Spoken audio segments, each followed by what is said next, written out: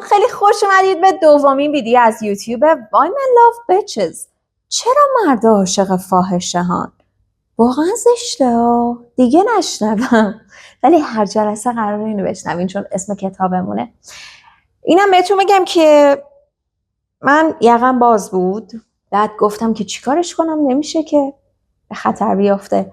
یه دونه روسری از این اسمال اسکارفا، روسری کوچولوها داشتم که اینجوری برای خودم باهاش تاپ درست کردم. چقدر آدم خلاقیم من. لایکو بکوب دیگه خدایی واسه این خلاقیت.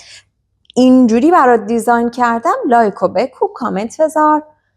اگه خوشت اومد منو به دوستات معرفی کن، اگه هم خوشت نیومد باز به دوستات معرفی کن، نمیمیری که. والا شوخی میکنم. همین که من رو میبینید برای من یه دنیا ارزش داره. امیدوارم که این کتاب نه کل صفحاتش ولی یه جمله هایی توش باشه که به دردمون بخوره. یه جورایی زرد به نظر میرسه ولی جمله های خوب توش زیاد داره.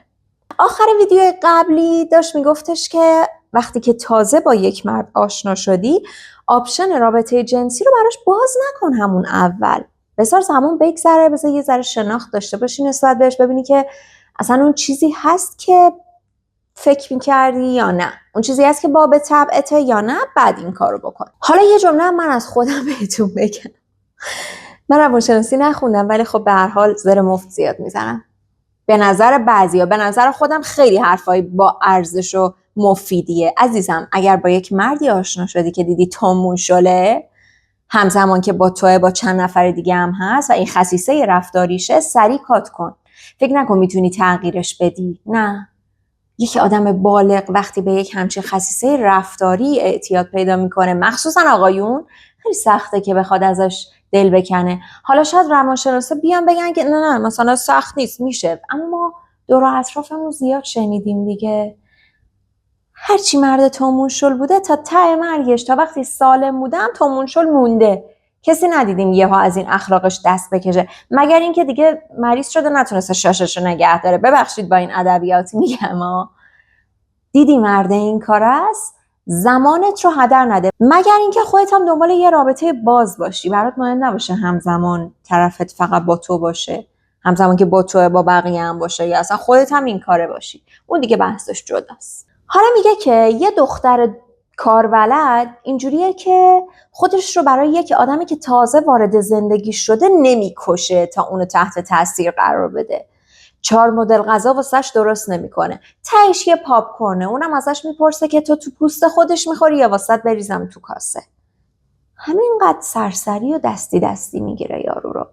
میگه این زنی که اینجوری رفتار میکنه با دوست پسرش توی شروع رابطه و اون زنی که توی شروع رابطه سنگ تموم میذاره واسه طرف، جفتشون چند ماه بعد به یک نقطه میرسن. تنها تفاوتی که ایجاد میکنه اینه که اون زنی که خودشو کشته، مردش خیلی سرمایه گذاری نکرده رو رابطش، خیلی تلاشی برای رسیدن به اون زنه نکرده، اون زنه خودش رفته دیگه، تلاشی نیاز نبوده که مرده بکنه که برسه بهش، زن کل مسیر رو رفته. ولی اون دختری که خودشو نمیکشه که طرفشو تحت تاثیر قرار بده، مردش بیشتر تلاش کرده که به دستش بیاره.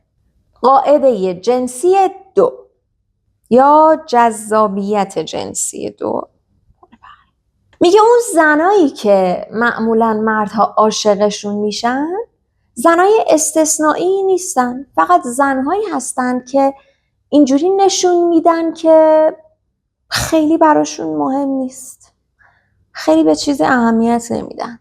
اینجوری نیستن که مثلا وقتی زنگ زدن به پسر جواب نداد عصبانی بشن بگن چرا جواب ندادی.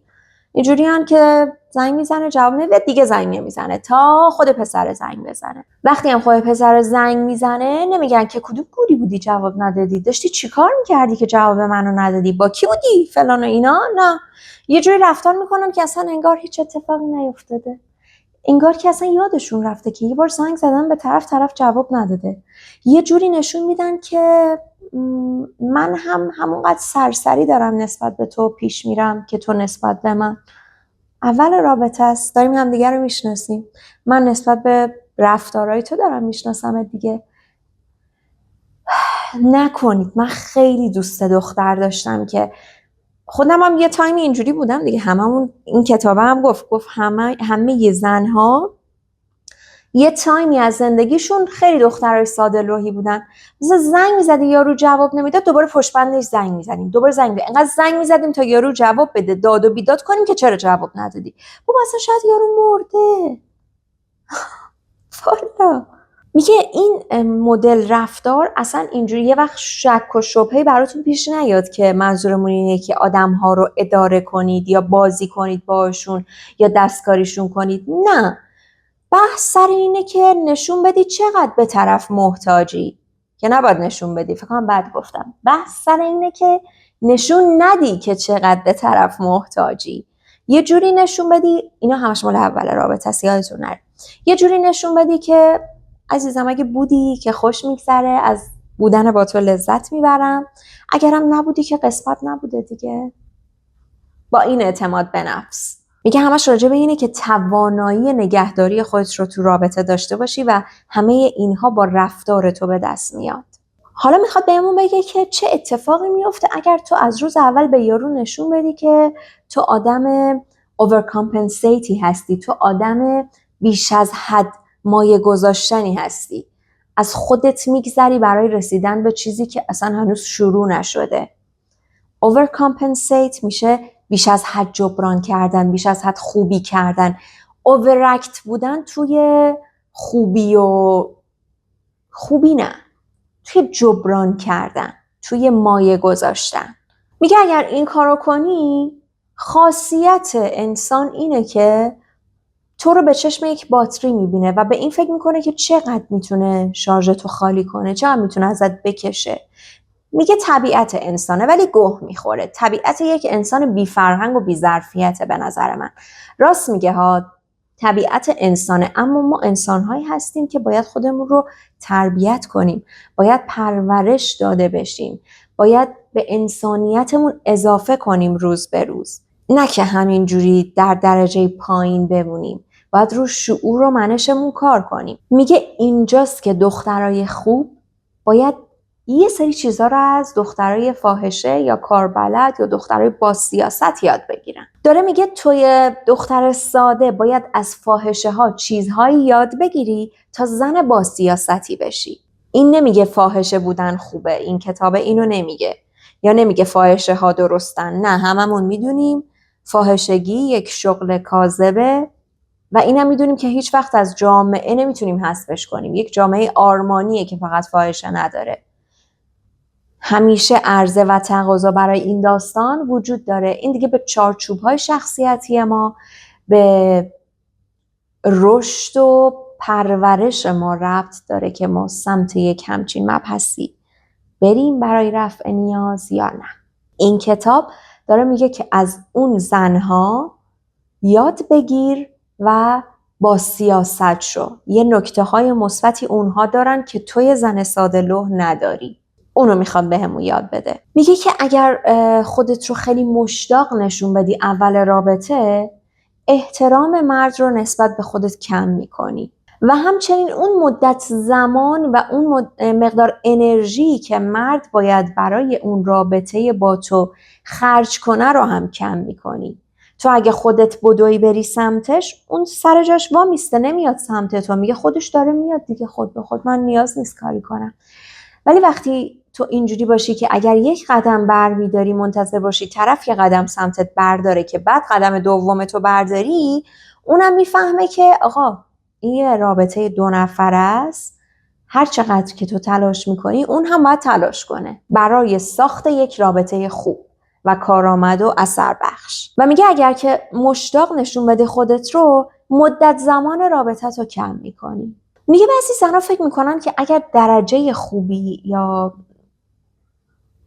دیگه مثلا نمره خوبی در رابطه بگیرن، توی رابطهشون داشته باشن، میتونن اون رابطه رو بهتر کنن یا میتونن خودشون رو بیشتر نگه دارن تو اون رابطه. در صورتی که میگه این اشتباه این کارتون. شما اتفاقا باید یک چالش ذهنی برای طرف باشید، نباید نمره خوبی بگیرید. نمیدونم دارم درست ترجمه میکنم اینو یا نه. میگه که شما نباید تلاش کنید که آسون باشید، اتفاقا باید یک چالش ذهنی باشین تا طرف درگیرتون بشه از نظر ذهنی. من ماشین ظرفشویی رو روشن کردم، صداش میاد فکر کنم، نمیدونم این صدای اونو میگیره یا نه، ولی اگه صداش اومد صدا ماشین ظرفشویی مونه.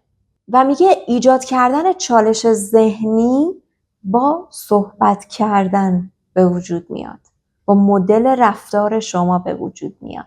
با این به وجود میاد که نشون بدید که انتظار دارید بهتون احترام گذاشته بشه. اگر این اتفاق نمیافته خوش گذشت.